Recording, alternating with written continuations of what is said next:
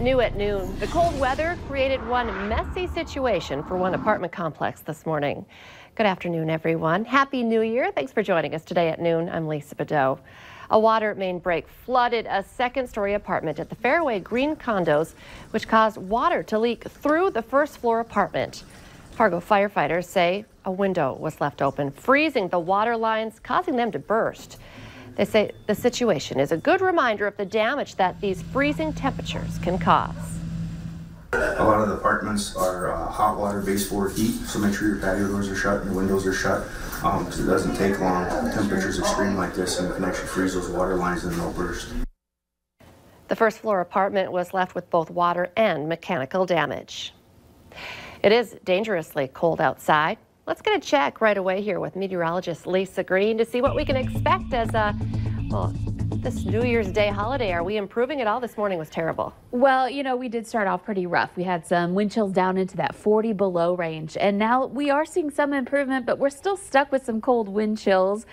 We've got a wind chill advisor. You can see it scrolling at the bottom of your screen there too. This is until 6 a.m. tomorrow. It replaces the wind chill warning that we had this morning because we still have cold air in place and the wind is about to pick up again. So that combination going to lead to some more tough wind chills tonight. Here's a look at our current numbers. We're at 26 below for your wind chill in Grand Forks. It feels like 23 below in Fargo, so still quite brutal out there when you factor in a little bit of wind. But our temperatures still below zero. We're at 6 below in Fargo, 7 below in Grand Forks, and 13 below in Park Rapids. Over to the west, we've had a little bit milder situation. We had some clouds move in overnight there that helped to insulate us, and now those are moving over the Central Valley and beyond. So we're starting to clear out there, getting some sunshine. So that's an area that's going to be a little bit warmer here today. So today, spending the day below zero in a lot of spots, temperatures in the single digits below for highs here in the valley. Fargo may end up being a little bit warmer than that, given where we're at right now.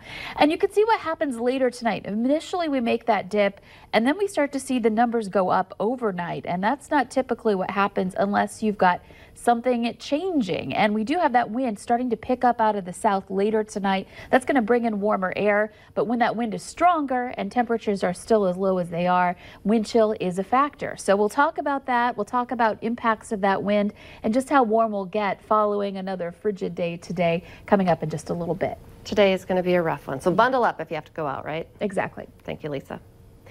A man is recovering in the hospital after spending several days laying outside in a remote area near the Superior hiking trail in Duluth.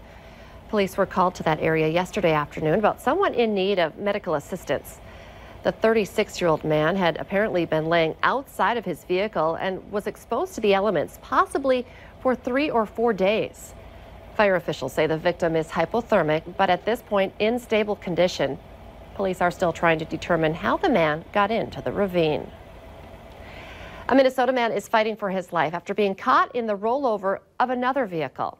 The State Patrol says a driver lost control on an icy road yesterday on I-35 in Lakeville, rolled into a median and over the cable barriers, then slammed into 2 SUVs. The driver of one of the SUVs has life-threatening injuries. Drivers of the other 2 vehicles were not badly hurt. Police are expected to release the name a little later today of the person killed in a 3-vehicle crash on I-29 south of Fargo. Authorities say a pickup and a van were headed north on I-29 near Horace when a passing truck created whiteout conditions. As the 2 vehicles slowed, a semi coming from behind hit the van and pushed it into the pickup in front of it. A man in the van was killed. No one else was hurt. No word yet on whether anyone will face charges in this crash. It's day 11 now of the partial federal government shutdown. Yesterday, House Democrats unveiled 2 plans to fund the government, but neither includes money for President Trump's southern border wall. Shortly afterward, the president put out a video on Twitter. Nicole Killian has the latest from the White House.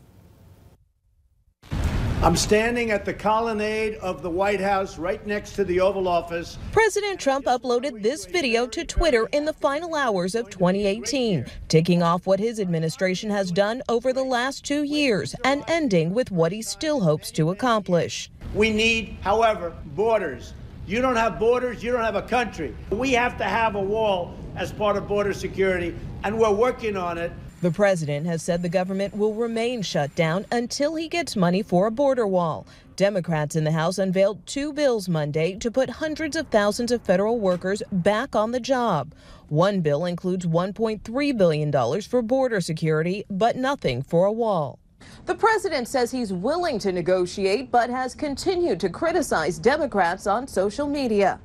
Senate Minority Leader Chuck Schumer and likely House Speaker Nancy Pelosi released a joint statement Monday that said in part, while President Trump drags the nation into week 2 of the Trump shutdown and sits in the White House and tweets without offering any plan that can pass both chambers of Congress, Democrats are taking action to lead our country out of this mess. Even if the House passes the Democrats' border security bill, it will likely be dead on arrival in the Senate, where Republican leadership has said it will take no action without the president's support. The new Congress is back in session Thursday. Nicole Killian, CBS News, the White House.